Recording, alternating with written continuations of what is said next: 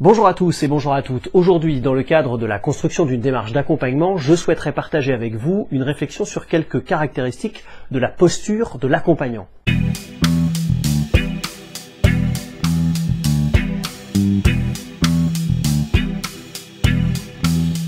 Par éthique, je veux parler de l'ensemble des valeurs qui peuvent être appliquées personnellement ou professionnellement. Concrètement, l'aspect éthique doit partir d'une réflexion de l'accompagnant sur sa propre pratique. Il doit par exemple se poser un certain nombre de questions comme « pour qui je me prends ? Pour qui je le prends ?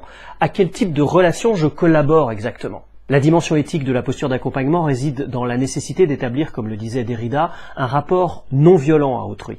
La posture de non-violence amène à rechercher d'autres modalités de relation que celles du pouvoir, de la domination, de la répression, de l'exploitation, de l'imposition ou même de l'infantilisation de l'autre par la séduction ou par la peur ou par la réduction de l'autre à un objet de soin ou de traitement. De tout ça, il résulte un principe simple, ne pas se substituer à autrui, ne pas penser ce que nous ferions si nous étions à sa place, parce que précisément, nous ne sommes pas à sa place. La première nuisance, la première violence, c'est de se substituer à l'autre. C'est de penser, de dire, de faire à sa place. Cette substitution, c'est un acte d'ingérence, c'est une négation de l'autre en tant qu'autre.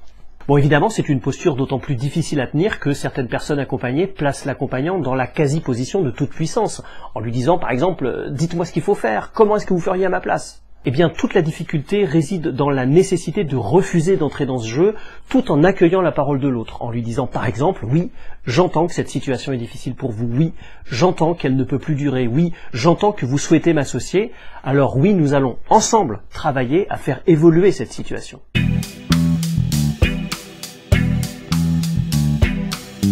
Pour que le professionnel ne se positionne pas dans cette toute-puissance dans laquelle un autre peut le placer, encore faut-il qu'il n'y soit pas déjà. Et pour ça, il peut adopter la posture dite de non-savoir. En ne sachant pas, on privilégie l'intelligence qui naît des échanges avec l'autre et non pas des théories en surplomb. En ne sachant pas, on développe un questionnement plutôt que des affirmations. Cette posture de non-savoir suppose de laisser en suspens nos discours professionnels. Elle suppose de se déshabituer de l'idée de comprendre trop vite l'autre, de savoir à sa place qu'il conviendrait de choisir. Elle suppose d'avoir l'esprit ouvert aux défis et aux changements, d'avoir l'esprit ouvert à l'inattendu. Tout ça pourrait paraître un peu contradictoire avec le fait que les connaissances en sciences sociales, en psychologie ou en sociologie notamment, sont très utiles pour accompagner. Eh bien non, c'est pas contradictoire. Les théories sont là pour mieux comprendre ce qui nous est dit, pour mieux accueillir la parole, pour nous inciter à être attentifs, par exemple, à certains détails. Mais elles ne sont pas là pour nous aider à mettre plus vite les gens dans des cases ou à prédire leur comportement. La compétence du professionnel ne consiste pas à énoncer a priori des explications ou des interprétations, mais à s'ouvrir au savoir construit à partir des échanges ou à partir des dialogues en situation. Bon, attention, ne pas savoir, ça ne veut pas dire simuler l'ignorance ou vouloir rester neutre à tout prix. Le professionnel n'est évidemment pas une machine à accompagner, sans idées, sans opinion ou sans préjugés.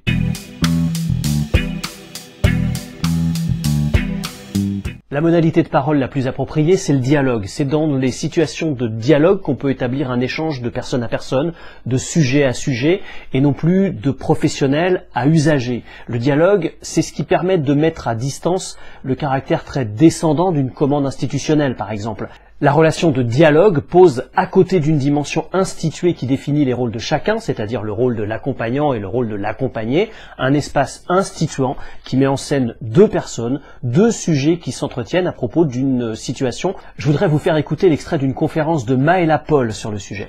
La nouvelle alliance entre accompagnant et accompagné va supposer, pour les professionnels, de se départir de la position d'expert au sens de, j'y reviendrai, de celui qui sait pour l'autre, à la place de l'autre. Il a un autre rôle à jouer. Et donc, à partir du moment où il va se départir de cette position d'expert, qu'il va être refusé, il va se refuser à lui-même d'apporter la solution à un autre, eh bien, il va nécessairement être interpellé sur ses représentations, sur ses opinions, sur ses valeurs. Il va naturellement être confronté au doute puisqu'il ne sait pas, il va pas pouvoir utiliser un savoir prêt à employer. Voilà, donc Ça n'est pas une position confortable que de venir, mais enrichissante, oui.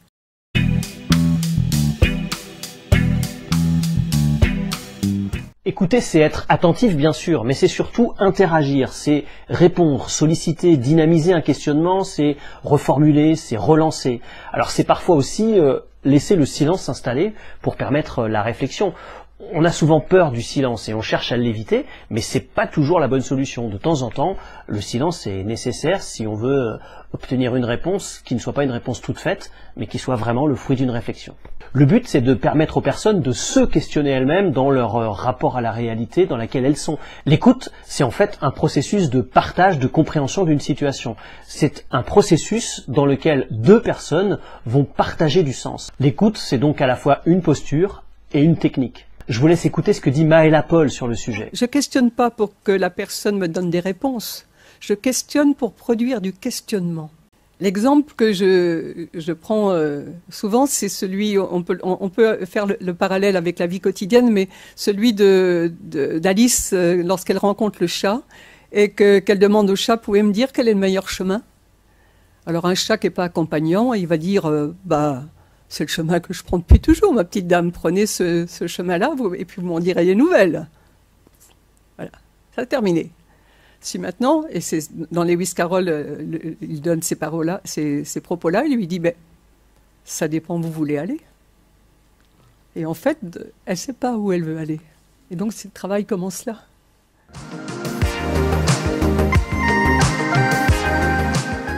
Toutes les approches dites d'accompagnement visent à recréer un environnement relationnel qui soit une opportunité pour l'un comme pour l'autre de grandir en humanité, c'est-à-dire de sortir des rôles dans lesquels on se sent enfermé, de s'émanciper de ce qu'on pense qu'on attend de nous. N'oublions pas que si l'accompagnement se fait à deux, c'est pas parce que la personne accompagnée est incapable, mais c'est parce que personne ne peut apprendre seul, ni grandir seul, ou se construire seul. C'est toujours un travail en interaction avec les autres. Finalement, la posture d'accompagnement peut être caractérisée comme une posture changeante, fluide, en constante redéfinition et en constant ajustement. Elle doit s'adapter à chaque situation. Voilà, j'espère que ces quelques éléments vous auront été utiles et je vous dis à bientôt pour une prochaine séquence.